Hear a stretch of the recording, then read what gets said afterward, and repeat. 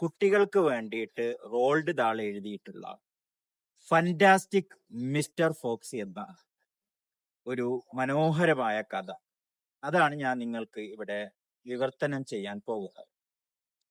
നമുക്കതിന്റെ കൂടുതൽ വിശദീകരണങ്ങളൊന്നുമില്ലാതെ അതിന്റെ ഫസ്റ്റ് ചാപ്റ്ററിലേക്ക് തന്നെ നമുക്ക് കിടക്കാം. First chapter, the 3 farmers. Down in the valley there were 3 farms. The owner of these farms had done well. They were rich men. They were also nasty men. All 3 of them were about as nasty and mean as any men you could meet. Their names were Farmer Bogies, Farmer Benz, and Farmer B.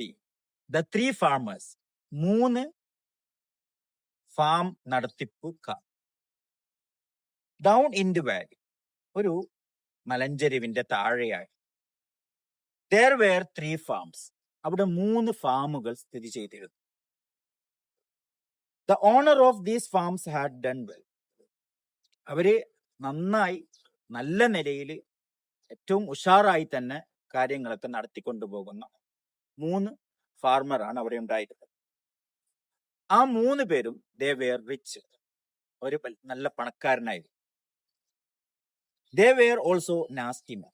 എന്നാൽ കാണുമ്പോൾ അത്ര വൃത്തിയും വെടിപ്പൊന്നും ഇല്ലാത്തൊരു കോലായിരുന്നു അവർക്ക്. എത്രത്തോളം? all 3 of them were about as nasty and mean as any men you could meet. ഇന്നേ വരെ നിങ്ങൾ അങ്ങനത്തെ അത്രയും പരിക്കരായിട്ടുള്ള ആളുകളെ കണ്ടിട്ടുണ്ടാവില്ല. അത്രയ്ക്കും പരിക്കരായിട്ടുള്ള ആളുകളാണ് അവർ. അങ്ങനെയുള്ള 3 farm നടത്തിപ്പുകാരാണ്. their names were Farmer Bogies, Farmer Benz and Farmer B.